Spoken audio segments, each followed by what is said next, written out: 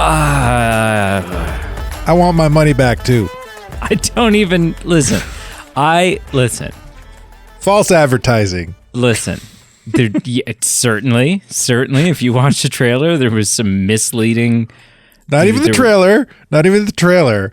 All the hype about it's gonna do all these things and be the next Avengers thing and like set the phases all in the right direction but not even that. From like a narrative standpoint, the trailers were very misleading. But okay, listen. We're gonna talk about some things today that are. I'm at least okay. I can't speak for you. I'm going to talk about some things today that are a positive thing, that were fun and I was okay with. We're going to talk about some things today that are not so hot and are going to lead to like some ultimately bigger issues within the cinematic universe altogether. And hello and welcome to the Movie Man totally podcast. Called it. Hello and welcome to the Movie Man podcast. The BT. That's MODOK. And this over here is Lord Kryler. I don't know. Who cares? Who cares? Listen, we're going to talk about Antman and the Wasp: Quantumania in full spoiler goodness. So if you have not seen Antman and the Wasp: Quantumania and you are a decent human being who cares about spoilers, then maybe just put a pin in this one. Put a pin in this one and wait. If you have seen Antman and the Wasp: Quantumania, then welcome. We're glad you're here. I'm going to have a fun little conversation. And if you haven't seen Antman and the Wasp: Quantumania and you're some kind of animal who does not care about spoilers. Well, no, but he wouldn't care about spoilers about this, I don't think. Then also welcome. Okay, listen, let's jump in. We're going to do some initial impressions. So, all right. My initial impression, if you're new to the show, the way this works is we start by doing 30 to 60 seconds of just like, what is my opening argument? We just kind of like get it all out and say like, look, this is my position on the film. And then we spend the rest of the episode kind of unpacking and supporting that stance. So, my opening opinions, my initial impressions. It's the worst of the three Ant-Man movies. Yes. It's the worst of the three Ant-Man movies. It's got some great moments. It's got some things in it that I am predicting you're going to be upset about, that I wasn't upset, that I'm like not upset about, but they still did it poorly. And we can kind of get into that because I realize that sounds confusing. But I think not only is it not a great Ant-Man movie, but I think this movie serves to highlight a really bigger issue in the MCU overall right now. And also fundamentally, my argument moving forward for the rest of this podcast, and I will support it, is that there were zero stakes in this film, zero stakes, and that there are currently zero stakes in the MCU, and that this film was irrelevant. Nothing that happened in this film made any difference, made any changes in the MCU, and have zero impact even within its own like self-contained story. And that's frustrating as all get out. What are your initial, we have not discussed this at all yet. That was the first you've heard what I think about Ant-Man and the Wasp. Now I'm about to hear what you think for the first time. Hit me. Okay. So you've seen this more recently than I. So my memory by might about be a week. Little fuzzier. It's been about 2 weeks since I seen this. I seen it like week of release. And now we're 2 or 3 weeks since. Anyway, I feel like how this film was fun. It is fun, but you could have cut 30 minutes of it, and it would have been you would have had the same film, and it would have been better. And there was a lot. Yeah, and I definitely agree with that sentiment that like I don't fully agree that there's no stakes in the MCU as a whole. But this film definitely like didn't accomplish like everybody's pretty much in the same spot they were when they started, with the exception of Kang. He's now in a harder, tougher spot. No, Kang the Conqueror, and I will argue that Kang is in the exact same spot, and I will argue that. But no, and we'll get into it. But yeah, okay. Okay. All right. So that's my impression. Yeah, it's fun. It's definitely not. The other two are definitely better. This one is definitely the weaker of the three. But you could have cut so much of this film, and it would have made it genuinely better. Right. In my opinion. Okay. So let's start that's my synopsis. Let's start by getting into the thing that I think that a lot of people, and potentially you, have an issue with, and it didn't bother me. Like I have an issue with this aspect of the film, but not for all of the reasons that I think everybody else is going to have issues with this film. MODOK. Yeah. Okay, so hang on. So bear with me. Okay. MODOK was placed in this film to be sort of the comic relief, right? Like that is the role that MODOK plays from a structural story standpoint. He's really ultimately kind of a lighthearted. He's one of the comic reliefs. Yeah. Between like him and the Jelly character Veb and a few others. Yeah, and he helps bring comedy to it. And I don't have an issue with that, because MODOK is such a obscure, ridiculous character to begin with, that in order to do him and have him like even remotely similar to how he appears in the comics, you can't, like, it would just be a very difficult character to do in a very serious way and make him the main villain and make him, like he's a giant floating freaking head with a tiny body. I talked about this weeks ago. Yeah. Like, so I was him in is a huge risk. Yeah. So I was completely okay with him being the comic relief. I thought that made total sense. Your comic relief, though, if you're going to have a comic relief, your comic relief needs to be consistently funny.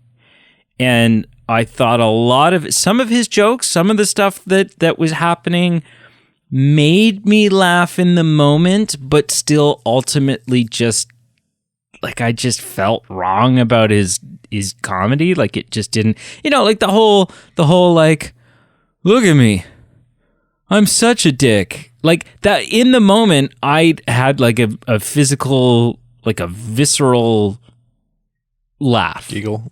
Yeah. I was like, like chuckle. It made me laugh. I was like, that's funny. That's funny.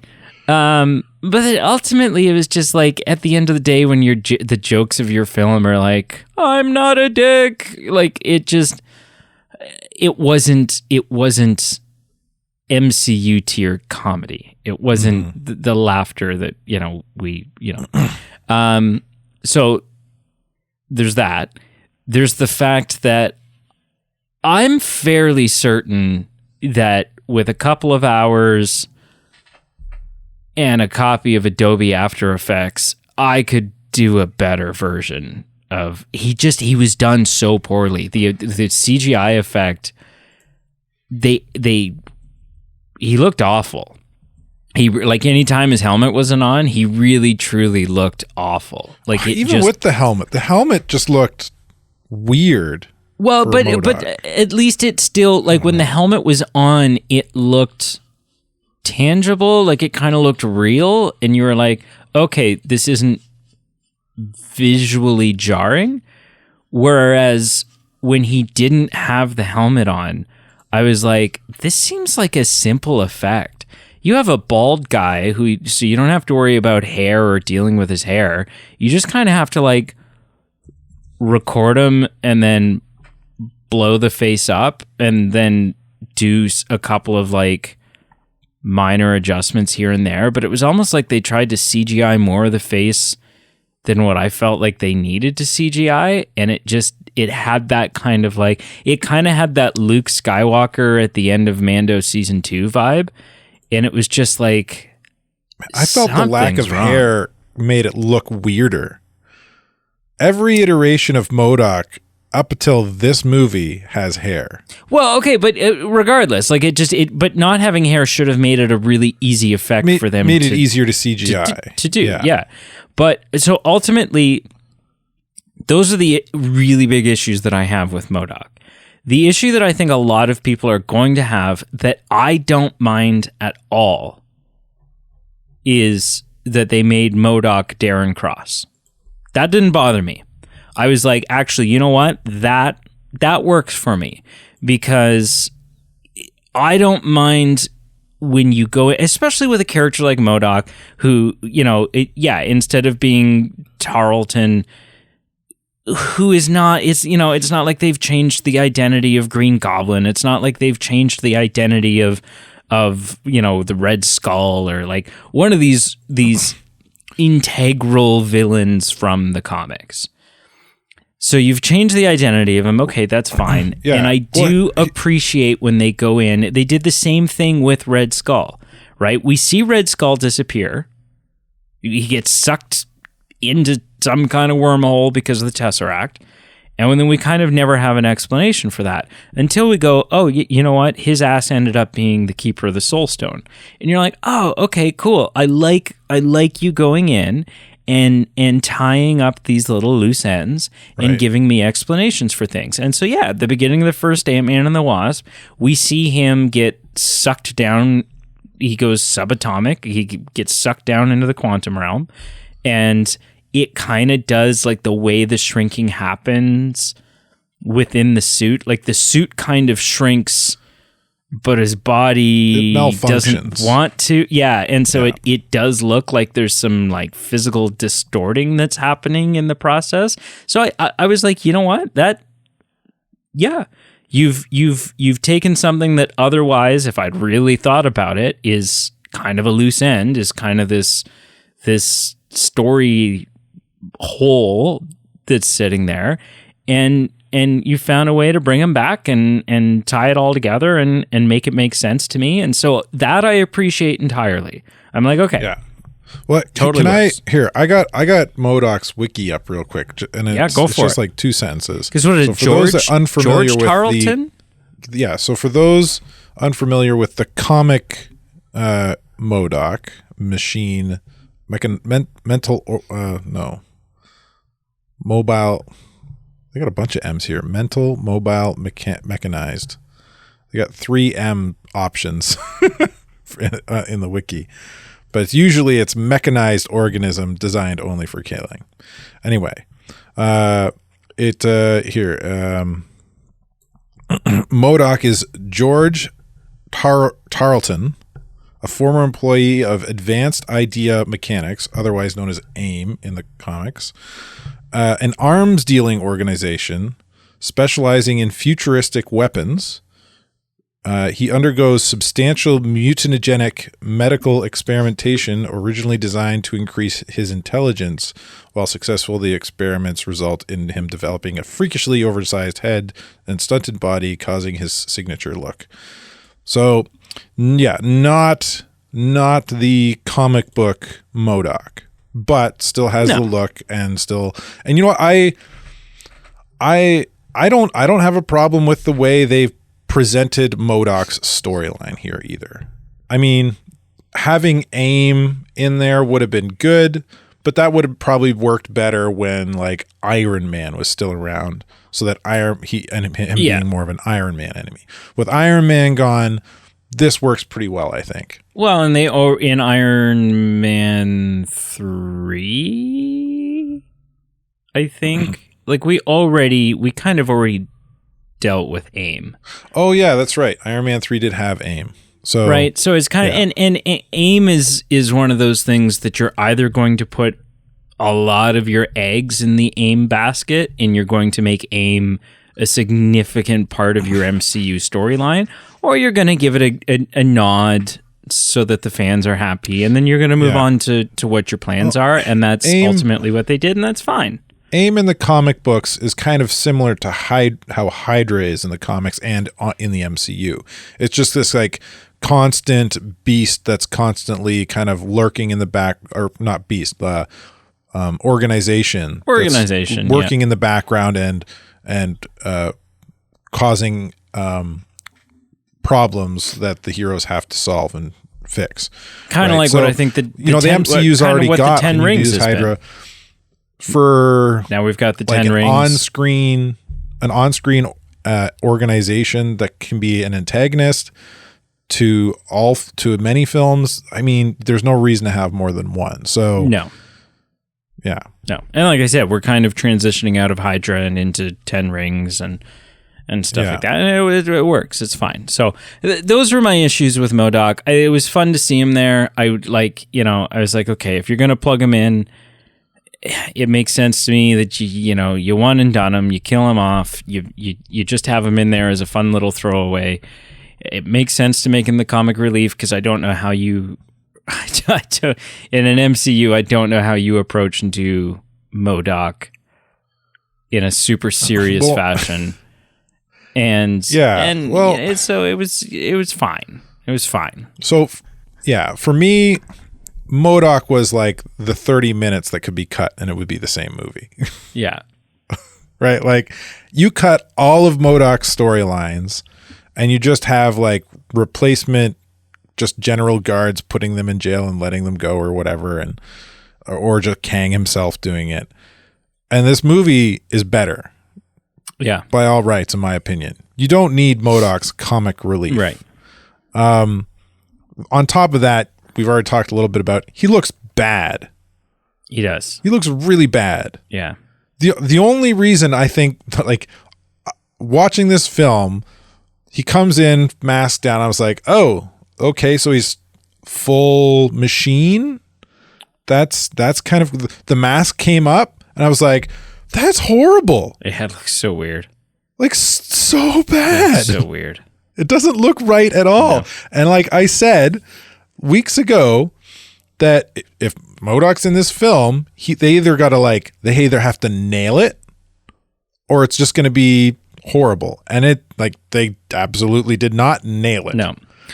They far from nailed it. And I feel like that's why they made him comic relief, because they didn't nail it, or they couldn't nail it for whatever reason. That it's like, well, he looks ridiculous, so we might as well not give him a serious role.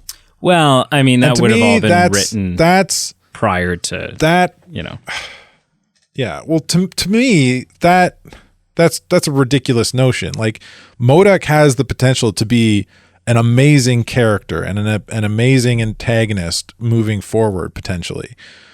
But let's just make him a side character joke because he's got a big head, a small body. Yeah. Man, like, MODOK can be menacing and should be menacing. Mm-hmm. And he's not. Yeah. And it's sad. And it made me feel bad. I was like, for the character. And like, yeah, like, man. Yeah. Like, oh. So, it just, I think one of the big issues that this film suffers from is its setting. So, let me take you back in time here a little bit. Do you remember the good days of the MCU? Do you remember when it Not was so long ago. a fight for New York City, or a fight for Sokovia, which was a fictional place, but was like grounded in the world that we knew, right? Like, part of what made the MCU so special and so successful, in my opinion, was that you look at the first three really phases of the MCU, even the stuff that was happening in sort of the cosmos, even the Guardians of the Galaxy stuff, had sort of a tangibility about it, and it felt like, and then if you take the Guardian stuff out of it, it all felt like this could be happening outside your window. Like, that these fights, this Captain America and Iron Man and whatever, that this is happening in our world. This is happening in a world that we recognize. The stakes are stakes that we can, pardon the pun, quantify. That we can, like, it's stuff that is tangible, and it made it real, and it made it special, and it made it something that we could really connect with. I could agree with all that, with the exception of the Guardians of the Galaxy and Thor Ragnarok, because those are all taking place on very alien worlds that don't look earthly at all. No, but even Guardians of the Galaxy, like, when you got to a place like Nowhere, it had this like earthly street market kind of vibe to it still, though. Like, it's still, you could buy that this Guardians of the Galaxy stuff was happening in our cosmos, that it was to a degree, yeah, that nothing about the aliens were too crazy or out there. Like, it was just like it was like it was opening a world to us and showing us this world where, I don't know, talking trees. Well, whatever. But we've now entered this realm, so to speak, the quantum realm, where specifically in this one, and there's been other films that have sort of struggled from this in this last phase of the MCU, but this film, I kept having this feeling, and when the movie ended, I like turned to Brianna and I said, like, this didn't feel like an MCU film. This felt like, and she agreed entirely. She was like, it was like she was trying to place her finger on it the whole time. This felt like it lives somewhere in the world between Spy Kids 5 and Shark Boy and Lava Girl 2. Like, it had that silly, the bad kind of, well, like something like MODOK, bad animation, but specifically like bad animation. The thing about the Spy Kids movies and the Shark Boy, Lava Girl, or it also kind of had that like journey to the center of the earth, like the Brendan Fraser journey to the center of the earth kind of thing, where it was like just this adventure that happens in a world where, because of the setting that we've created for it, we're not bound by any rules, and maybe we should have been, because we're able to just like it's that we're just living in this like tie-dye shirt, kaleidoscopy goobly gook of a world where there's no structure, there's no, it's just like this massive vomiting CGI fest. Interesting. And you don't have to, like, okay, one character is this like blob who's upset that he doesn't have holes, and this other character is a walking, talking stalk of broccoli. And you're like, what in the, like, the broccoli thing totally lost me. Went a little crazy with the characters. I was like, what the hell what do you mean there's micro broccoli? Like, how, why does that even make any sense? And it didn't. And it was just, so it didn't, like the first two Antman movies. The great thing about the first two Antman movies is they were always sort of detached from the big crisis, from this like big earth-shattering, life-changing. Like the first one's a heist film. Well, they're both heist films, really. More or less, yeah. And the second one, one, like the joy of it is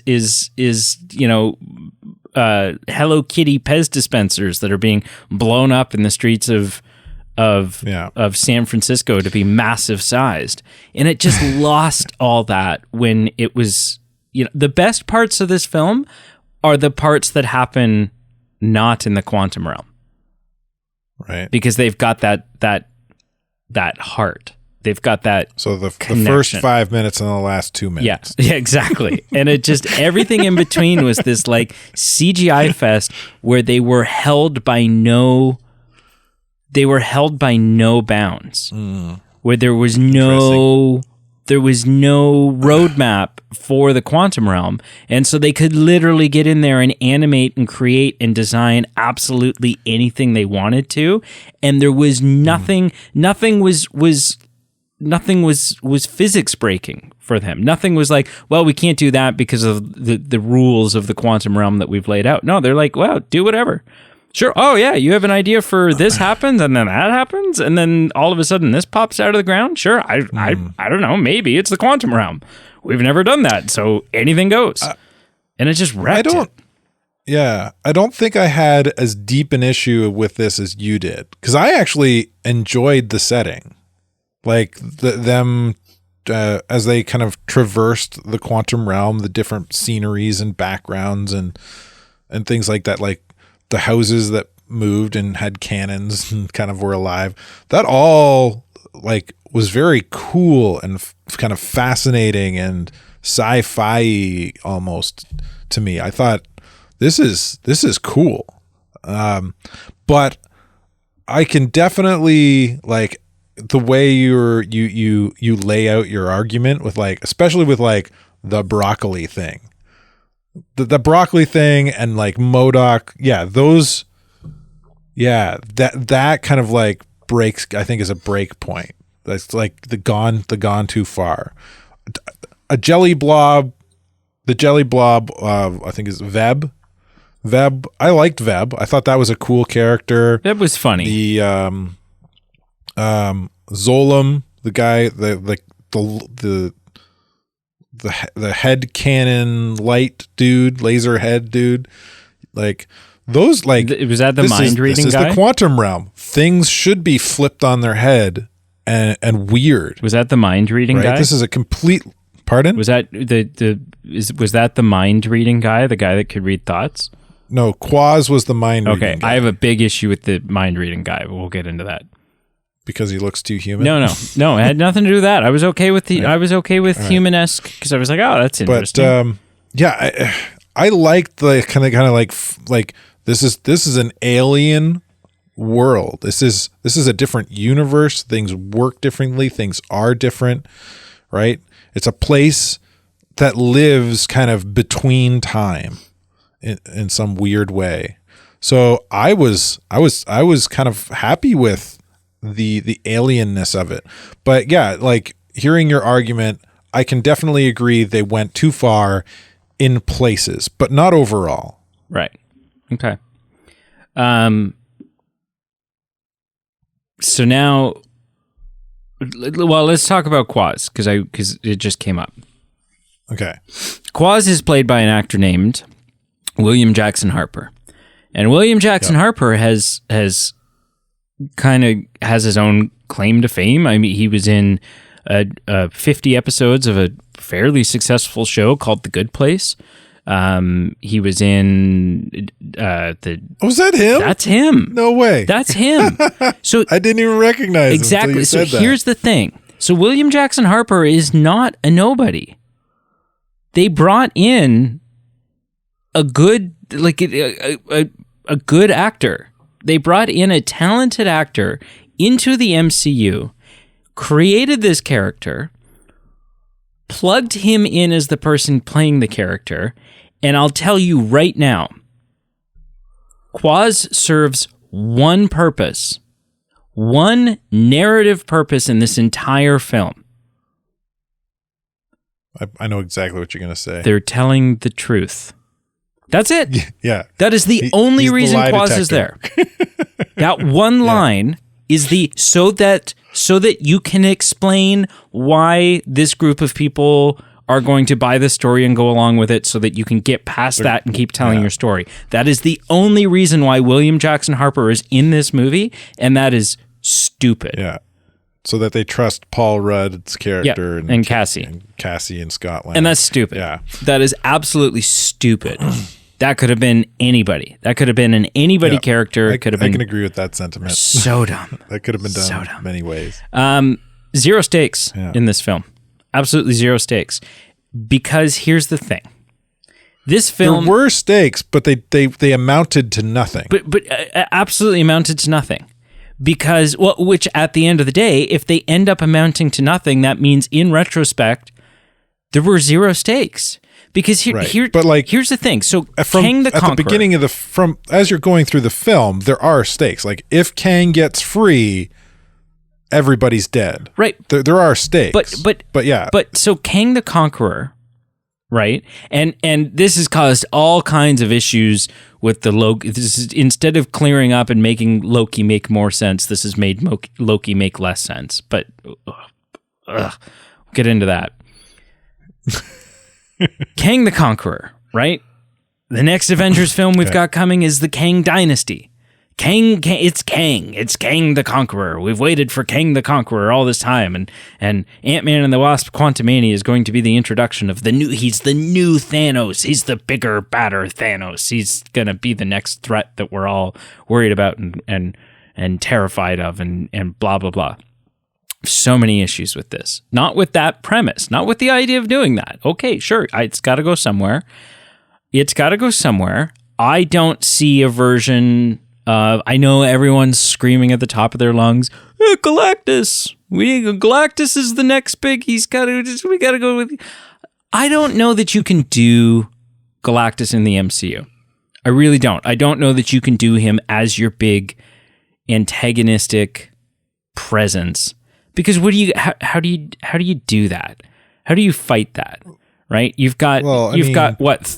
How do you do Immortals? Well, but I mean, the Immortals they were introduced prior to, but the Celestials, they solidified the Celestials as a present threat in the MCU. Yeah, but I think they're going to. I think there's a reason we haven't heard about them since, because it's just, Galactus is essentially like as big as, in lore, he's almost as big as a Celestial. Well, I think if they do introduce Galactus, I think that's the route they're going to. I think that's why they've set up Celestials. Is I think he's going to have some connection to or be some form of a. But like, if with Celestials being present, it's not hard to.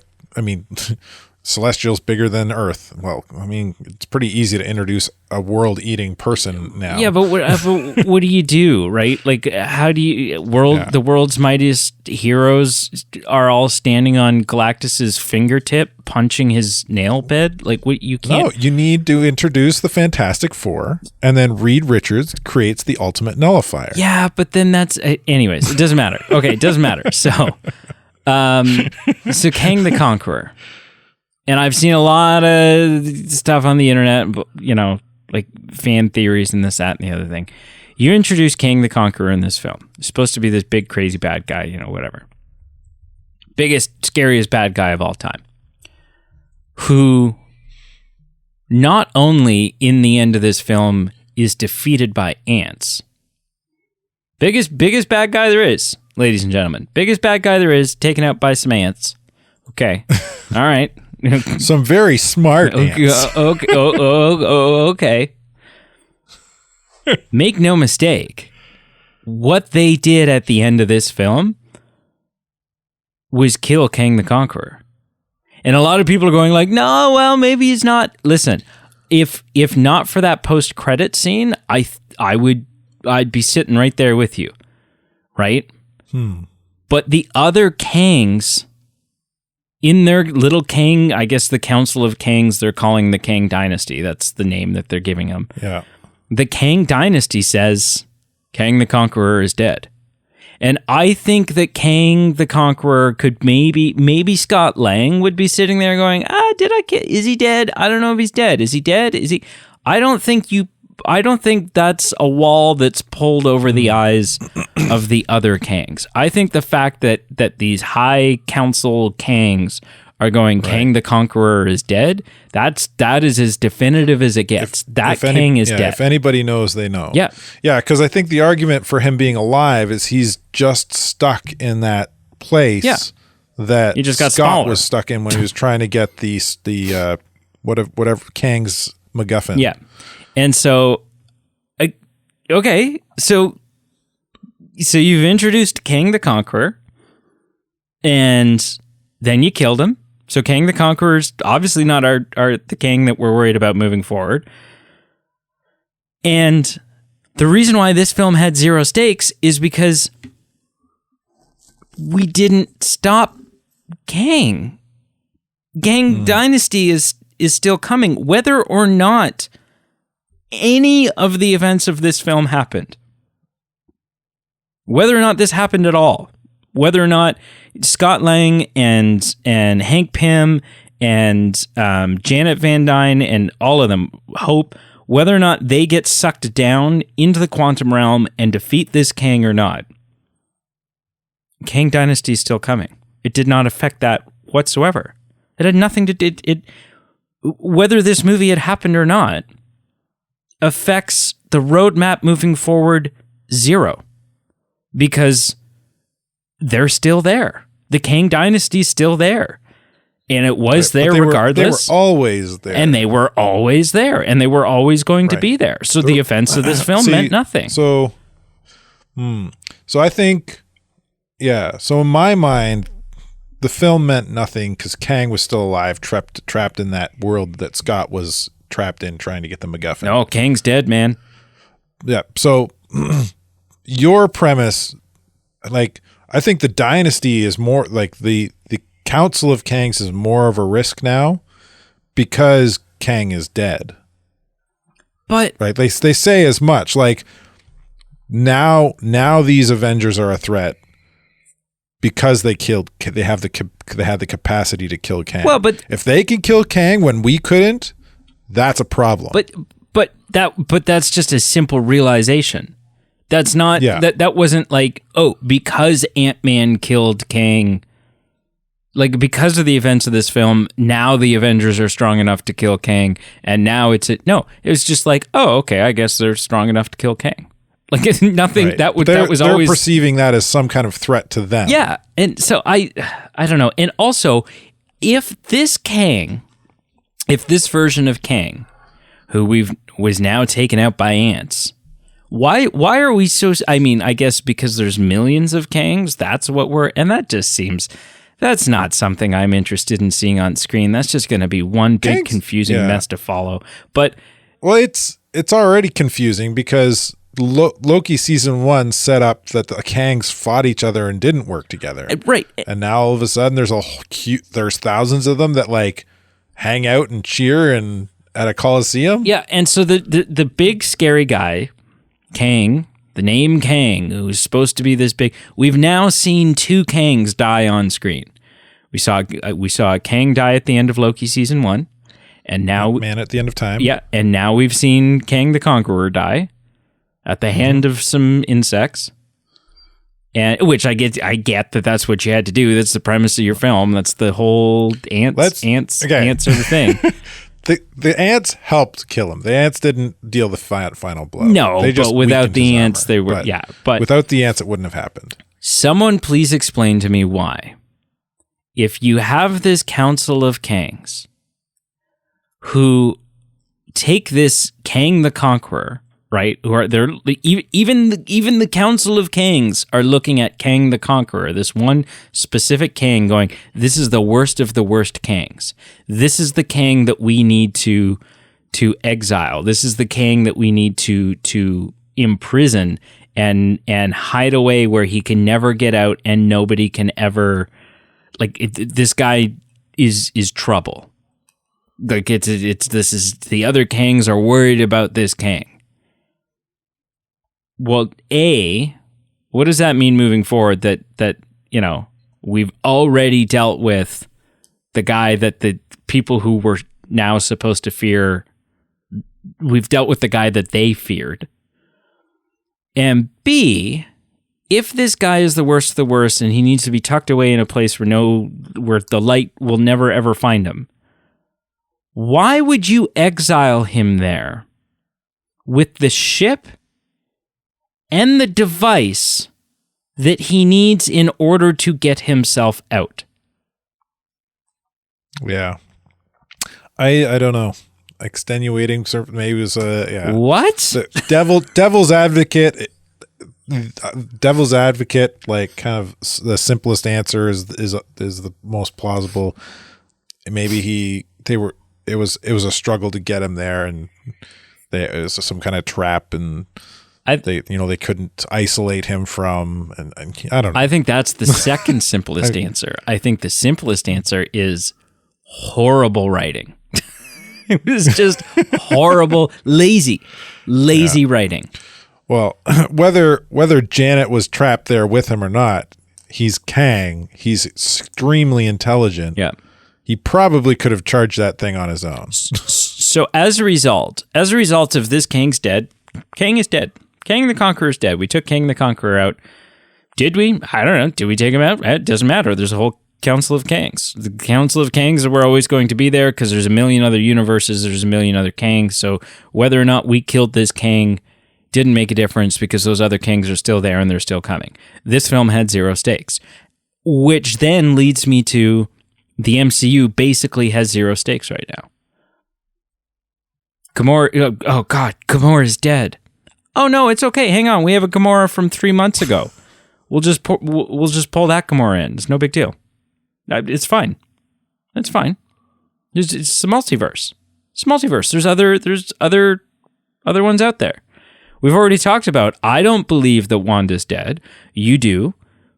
But we both agree that if she is, you'll still probably see Scarlet Witch show up at some point in Secret Wars or in something else because there's a million other Wandas out there. Nothing matters. Yeah. I've said it before and I'll say it again. I said this not specifically on our show, but I said it to Pete back when this sort of phase, this era of the MCU kicked off. This is why I don't like multiverse. This is why I think multiverse in comic books and in film and in television and everything else is lazy writing. It's lazy writing because you don't have to, like, you can write yourself out of absolutely any corner that you find yourself in because you can just go, oh, well, multiverse. A different version of this character. I was a different version. Yeah. Well, Kang the Conqueror is dead, but maybe the Kang, or we see in the post credit scene, which is the Loki preview, Loki season 2 preview. Maybe that's Kang the Conqueror, and he's actually like this is him before. Yeah. So maybe this is just the new Kang the Conqueror. He's going to be the new threat. Yeah. Right? Nobody stays dead. Nobody stays dead. And before in the MCU, it was like, well, nobody stayed dead, but it was kind of like, they were still tasked with finding a way to explain that. And now it's just laziness. Now it's just easy. It's like, oh, well, that was the 616 Black Widow. Right?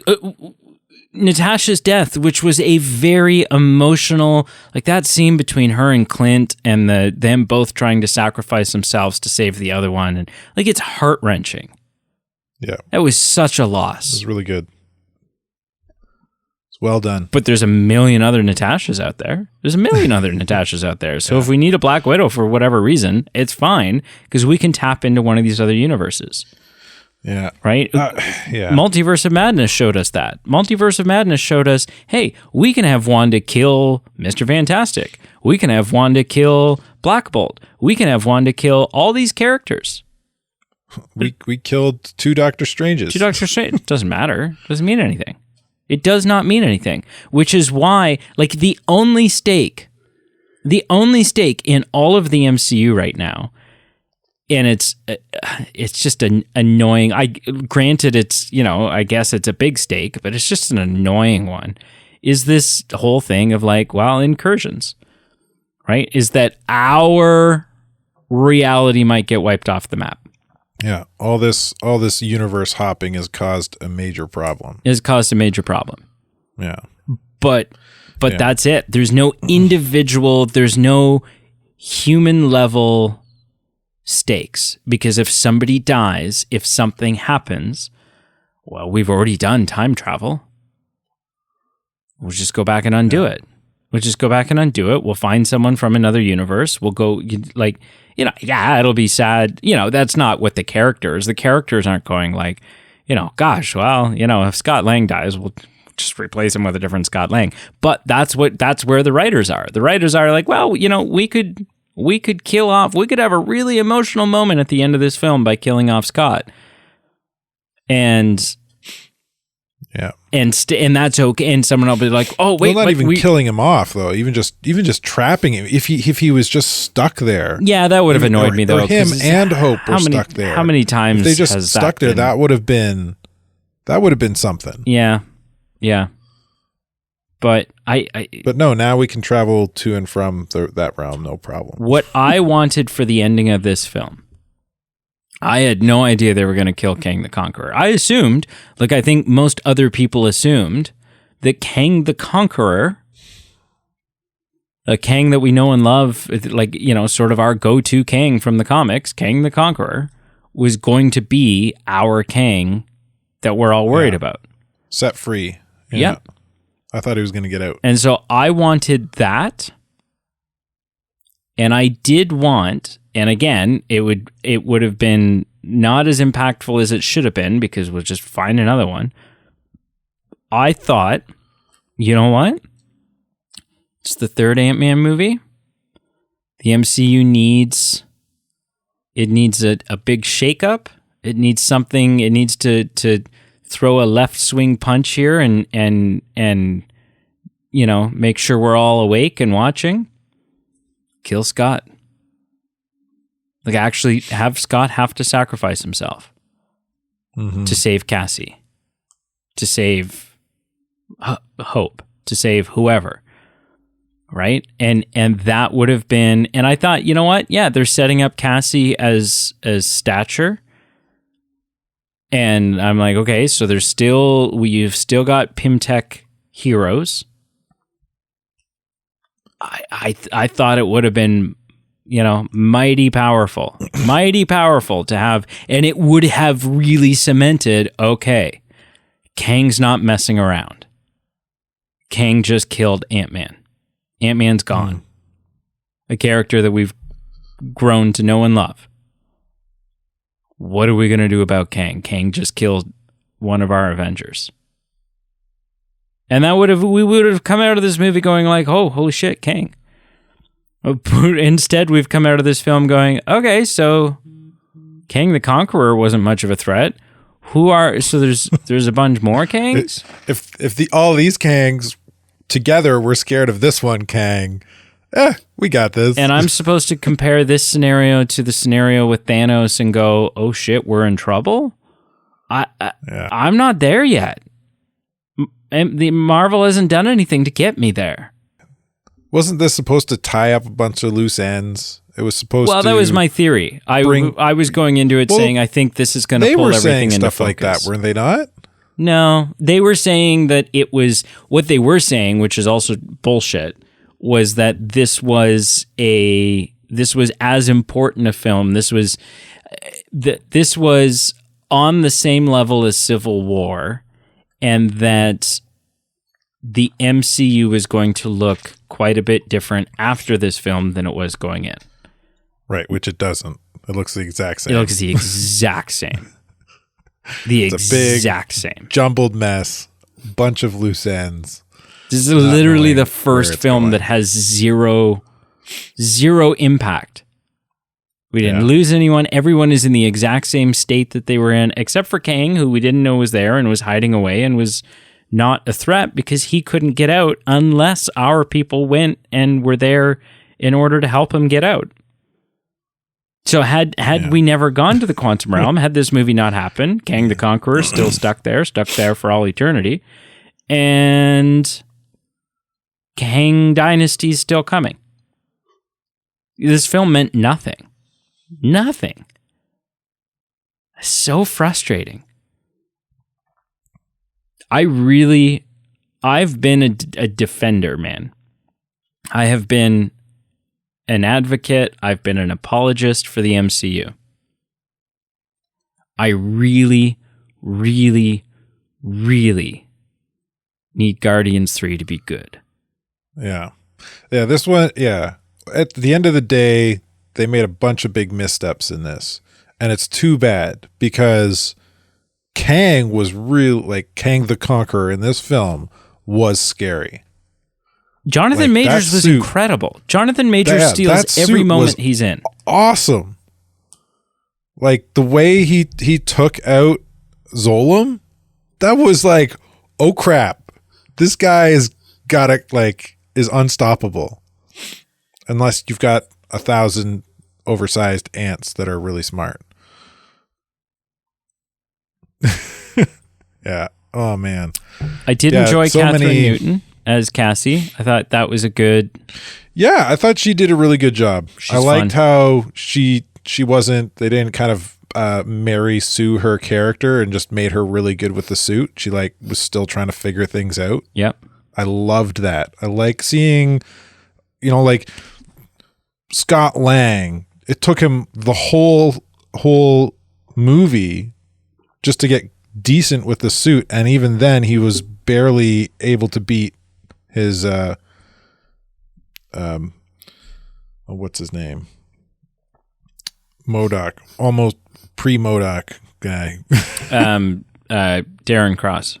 Yeah, Darren Cross. Like he that struggle to learn your powers is on screen is important. I love the dynamic between Hank and Cassie.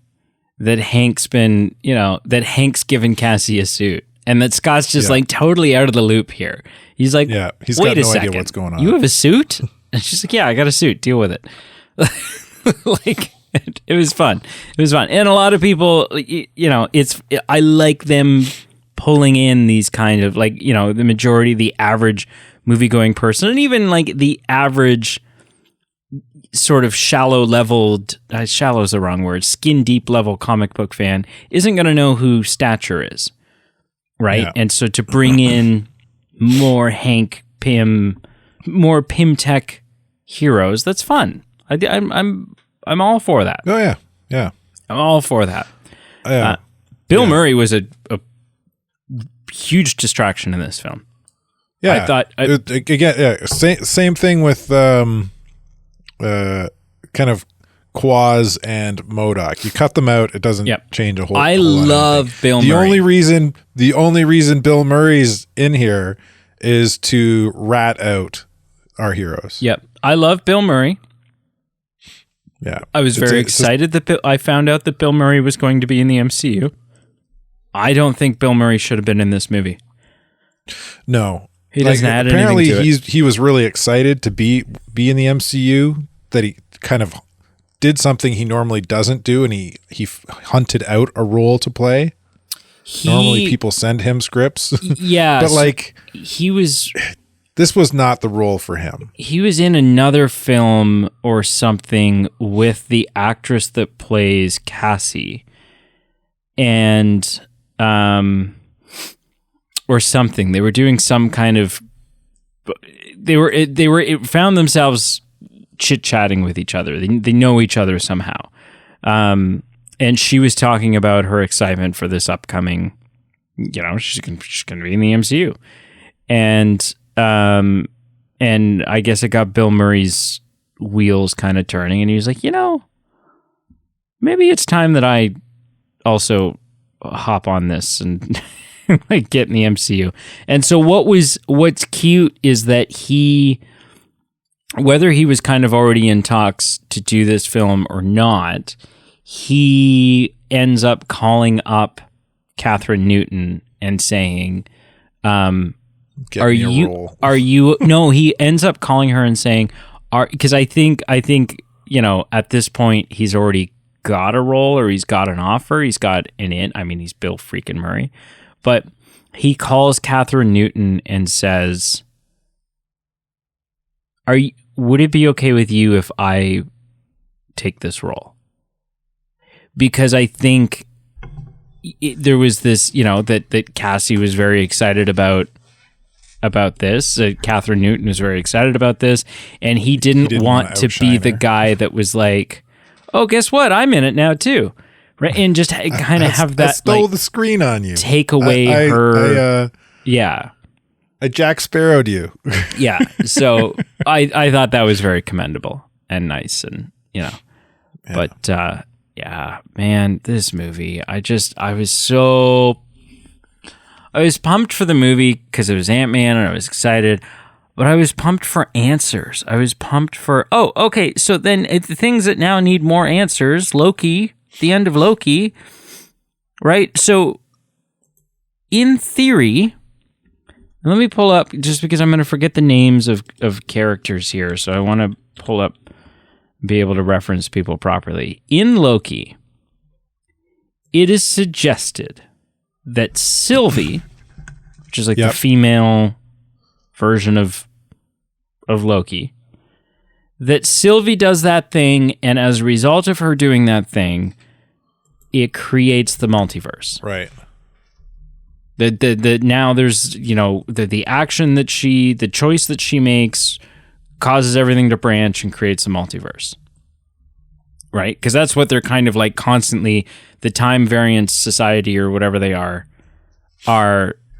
constantly they're basically branches. Fighting the multiverse, fighting they're trying to prevent there from being it. Yeah. And so the actions that she makes creates this multiverse. Well, but there's always been all these variations of Kang. Like, I mean, this Kang's been trapped in the quantum realm for 30 freaking years now. So there was a multiverse before she ever did that. So what the hell did she actually do? Like, it's become what the MCU has done with the multiverse and the timeline stuff with the Loki series has become so convoluted and so difficult to even for people like you and me.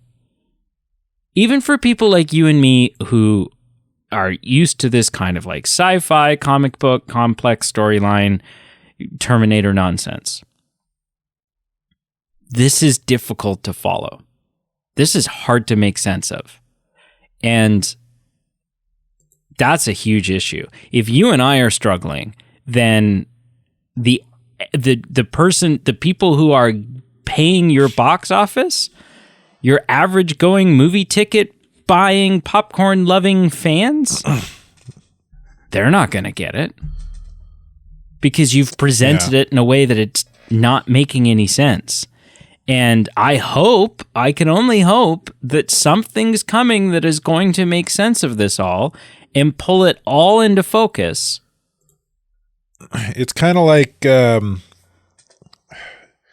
it's almost messier than dealing with time jumping shenanigans like Terminator's got a problem doing. Yep.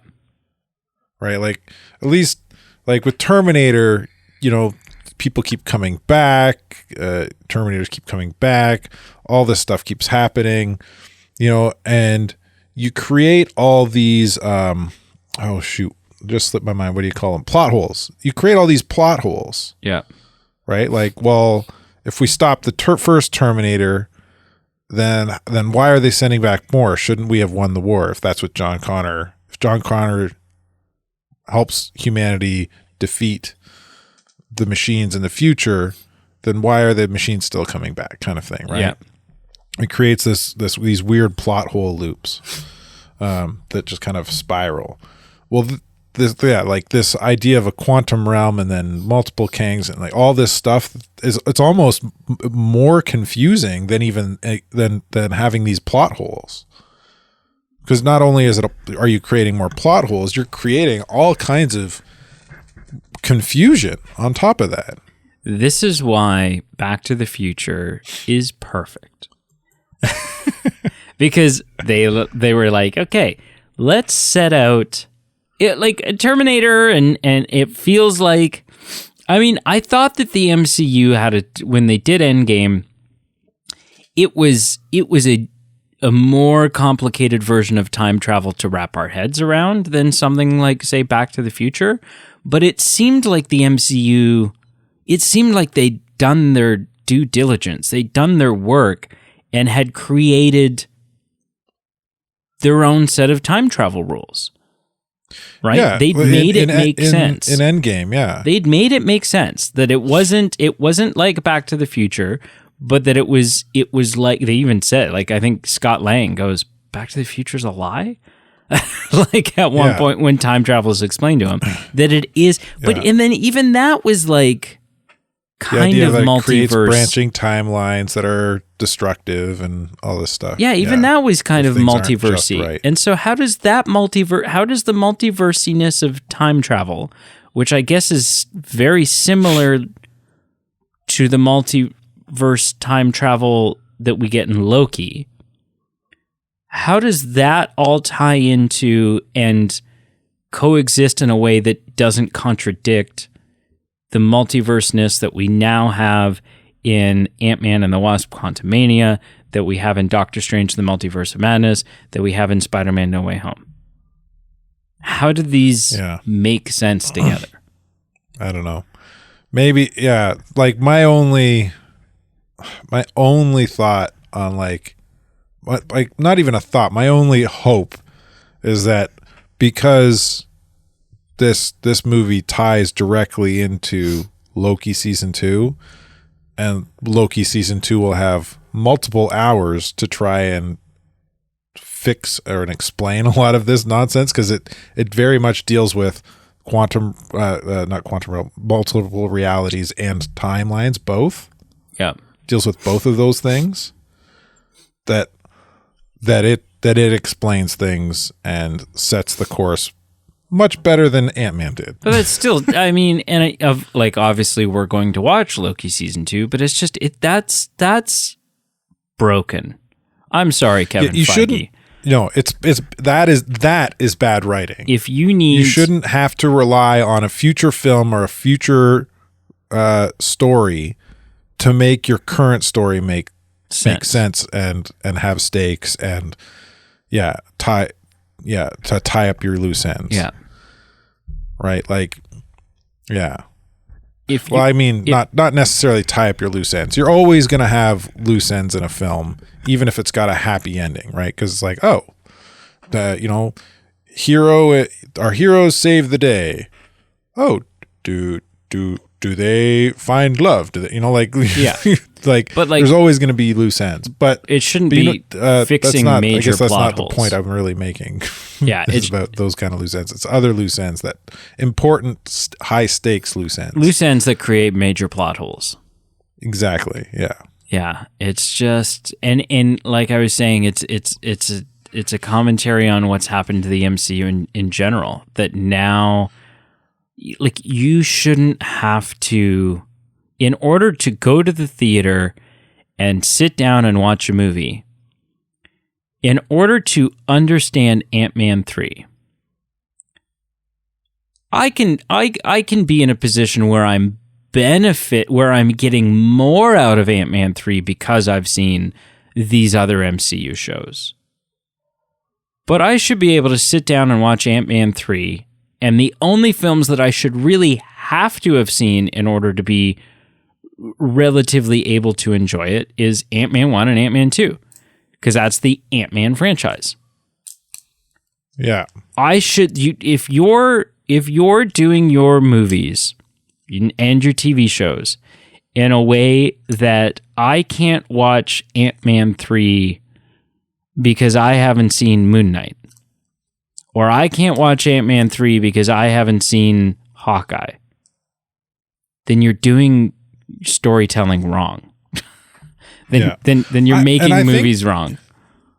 I think for the most part, this does that fairly decently because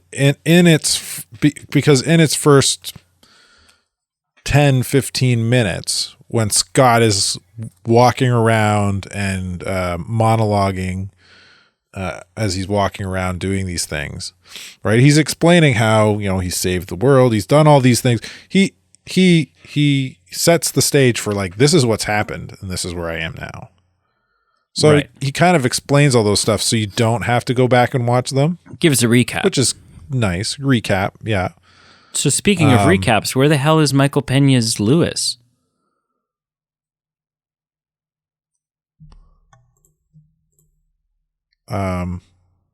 Who?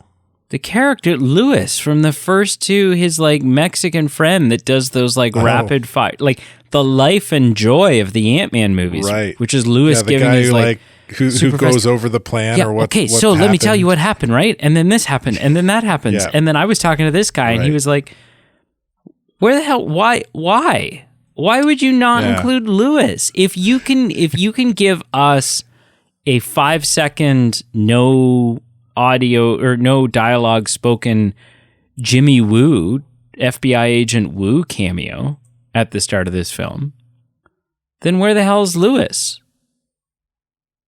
Lewis is like, he's part of the livelihood of the Ant-Man franchise. It's frustrating, man. Yeah. We do get his other buddy though. Who? Is the what is he? He's in the first two as one of the heist guys. He's the tech guy. Oh, was he in this? He's the one that voices Vol. Oh, well, that's not us getting, that's just an actor getting voice work. That's not us getting that character. Yeah. No, it's a stretch. It's a stretch. It's a massive stretch. It's a massive stretch. But he's there. I don't know, man. Are there any, like, what else does, like, do you have anything else that you want to touch on in terms of this movie and what you experienced, what you didn't experience, what you were hoping for, what you ended up getting? I don't know. I think my biggest beef with this movie really was MODOK, I think. Yeah. I could just keep harping on that all day about how they screwed it up horribly, and they realize, like, it really feels like they knew they screwed it up. So instead of making him a sinister antagonist, they just made him a goofy comic relief. And yeah, just every part of MODOK in this film, like he even comes in, like his introduction feels like how MODOK should feel. And then the face-lit mask comes up and you're like, oh, okay, this is who we're dealing with. That's like, jarring.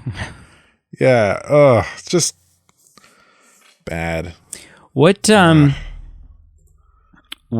did you think? We kind of sort of, well, we'll touch on it a little bit more too, but what were your thoughts on the post-credit scenes? So I'm trying to remember that the second one was the second one's the Loki one tee up. The first one was the Kang one. Was the Kang's dead. Okay, so the Kang one was it was. I think it, like you were saying, there's no stakes. When the movie ended, it felt like, okay, now we're back to, there are no stakes in the MCU. Kang Dynasty, okay, or the what do they call it again? The something of Kangs, the quorum of Kangs, the Kang Dynasty, the multiple of Kangs. No, the Kangs, the Council of Kangs, which is what they're referred to as in the comics. But I think I don't think they're going to call them that in the MCU. I think that's what the Kang Dynasty is. That's what they're. Yeah. Anyway, that to me adds stakes back, but it also sets up a bunch of weird adds more questions and not loopholes, but plot holes, and like because the man at the end of time, Kang, said that Kangs don't get along. Yep. And now there's a whole bunch of Kangs getting along there's really well. Football stadium of them. Yeah. Yeah. And they're being led by 3 other Kangs who are kind of comic book inspired, very comic book inspired in their character design, which was really cool. Like seeing the Pharaoh Kang and the future Kang, and like those are pretty cool. So that was I liked that end credit scene, but it was not without its issues. Right. And then the Loki one, again, it's kind of same thing. It was interesting. I think it sets up the show really well, but it just, and maybe this is what these post credit scenes are about, is that it just generated a bunch more questions. Like, okay, why are they after this Kang before he's even Kang? Yeah. Right. Like he's talking about time travel to other scientists who are mocking him because that's ridiculous. Time travel can't happen. Mm-hmm. But so, yeah, I just, oh man.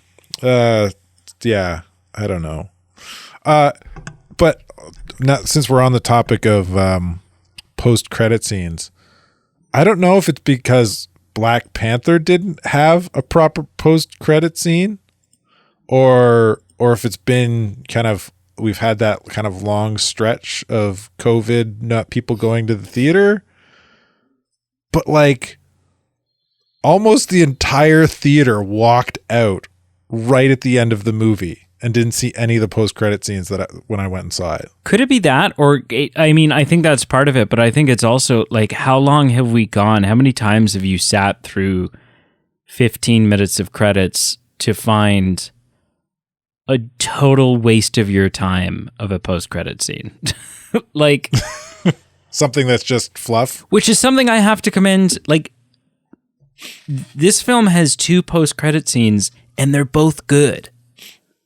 They're both they're like trailers or teasers. They get you excited about something for future forward, if nothing else. Yeah. Or they generate more questions to be answered. First thing I do every time an MCU film ends, credits roll, I whip out my phone instantly and I simply Google how many post-credit scenes does blank have.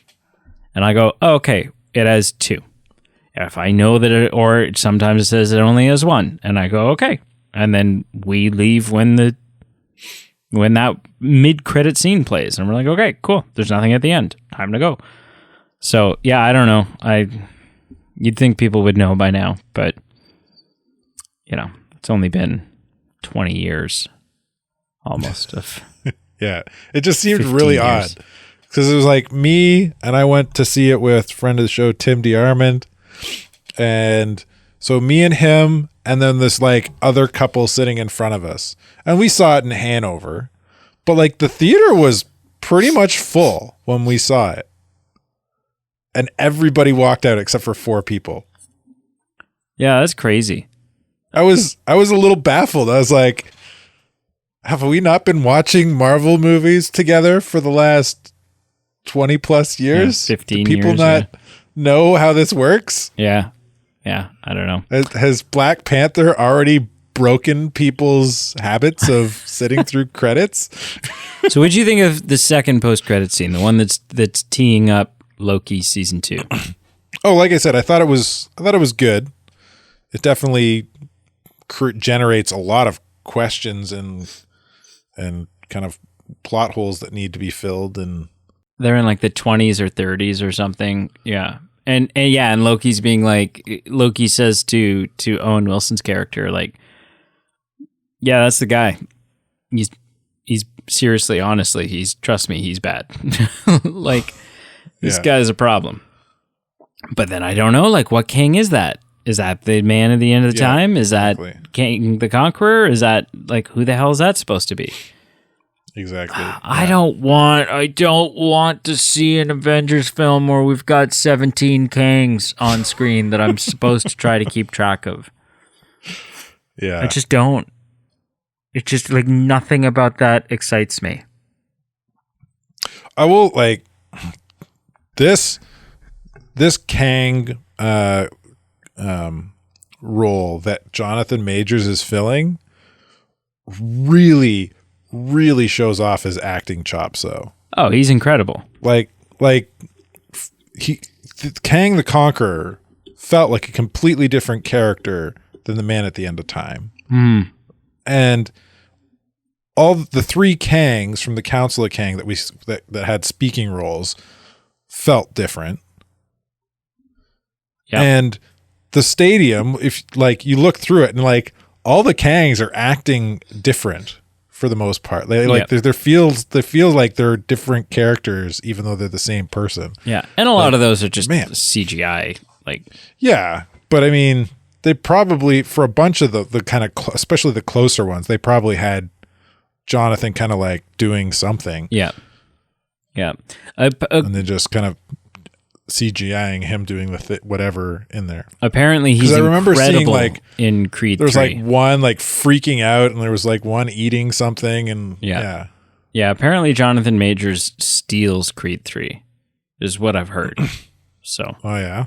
Yeah, he's quite the actor. He's quite the actor. All right, sir. Well, on a scale of 0 to 10, how would you rank Antman and the Wasp: Quantumania? I don't know.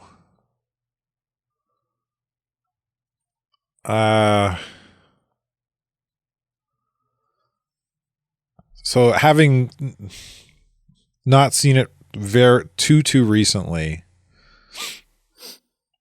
and having a nice visceral discussion about it, I my gut says 5.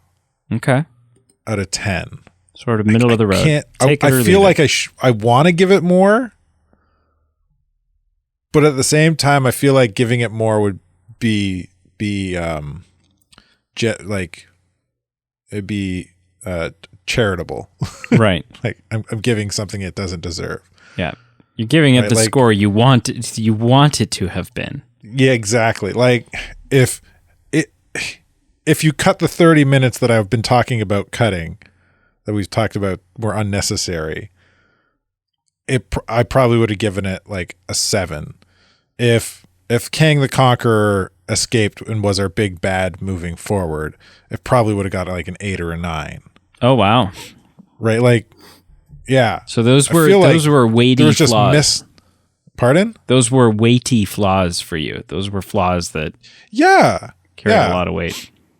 Yeah, like I feel like this was just one big misstep after another, and then like instead of going back to the drawing board and correcting the misstep, they just kind of lean into it, like what I've been saying about MODOK, right? Like, oh, we fucked him up. Oh, well, let's just make him funny. Yeah, no, I agree. Cool. Yeah. And I was just gonna say, this is the part where you asked me. I was just letting the audience kind of sit with that for a second. Percolate. Yeah. How about what would you give this out of 10? I give it a 4.5. It's very similar to where you are, kind of that like middle of the road, but I do think for me a 5 is like a neutral. It's a take it or leave it. I'm not going to say it was bad. I'm not going to say it was good. Yeah, but for me, I would say the same. I'm giving it a 4.5 because it's like I'm not going to say it was good. I'm not going to say it was bad, but it was a disappointment. There was enough things in it that I thought were super problematic. Yeah, that there was.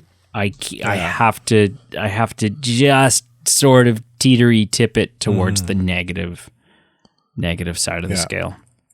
So it's rough. So either way, from both of us, lots of room for improvement. Oh, so much. And like I said, I really need if I'm sitting here, I enjoyed Black Panther 2. But if I'm looking back through the list and I've got things like Thor, Love and Thunder. Yeah.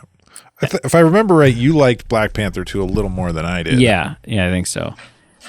Which surprised me because I don't really care about Black Panther 1. Yeah. But I like Black Panther 1 way better. Thor, Love and Thunder was such a disappointment. Ant-Man and the Wasp, Quantumania, such a disappointment. Like She-Hulk, such a disappointment. Moon Knight, I enjoyed, but it had a lot. I got a lot of issues with it as well. It's a series that just creates more questions about the universe as a whole. Just so many questions. And so I really just need Guardians of the Galaxy 3 and the Marvels. I need the next 2 MCU films to crush it, to get me back on board, to make me feel the magic, to ground the story a little bit and make it make sense. Because I'm, like I said, you and I are poised. We are completely poised and primed to be able to get on here and say, okay, well, listen, people who aren't following every little detail. Let us explain to you exactly what's happening and why it makes total sense. And we're big nerds and blah, blah, blah, blah. And we are here to tell you today, it doesn't make any sense. Even to us sweaties, it doesn't make any sense. And it's convoluted and it's messy and it needs a huge course correction. Course correction. All right. Well, thank you for listening. Make sure you check out our Facebook, Instagram, Twitter, Patreon, and merch store. All of those links are listed below. Our socials are a great way to stay in touch with us and also vote on what movie we are going to watch next and what movie we're going to review. Patreon is a great way to not only support the show, but also increase your voting power in said votes. And so you can tap into our Patreon for as little as $1 a month, and then there's sort of some increased tiers there depending on what kind of perks and kickbacks and whatever else you're after. And our merch store is just a wicked way to support us and to sport some wicked merch. Follow us wherever you get your podcasts, whether you're a Spotify person, an iTunes person, a Stitcher, whatever, right? There's 8 billion of them at this point. And I'm pretty sure we're on them all. If you find a podcast service that we're not on, please reach out to us and let us know. And we will rectify that so that you can follow us on your podcast app of choice. Most importantly, above everything else, we want to know what you thought of Antman and the Wasp Quantumania. So drop us a line, send us a message on Facebook, hit us up, or Twitter or Instagram or whatever. Just get in touch with us and let us know. What did you think? Are we totally out to lunch? Does the MCU make perfect sense right now and we just need it explained to us? That I'd be very excited to hear that. And I would welcome that message with open arms. I would be quite excited. I think that's it. I think that's everything. Man. It's just so disappointing. So disappointing. Yep. Well, in the word to quote this film, Kang says, "You think you could win," and Scott says, "I don't have to win. We both just have to lose." And I feel like everybody lost with this. I feel like a loser. Good job, Marvel. Lost. I feel like a loser.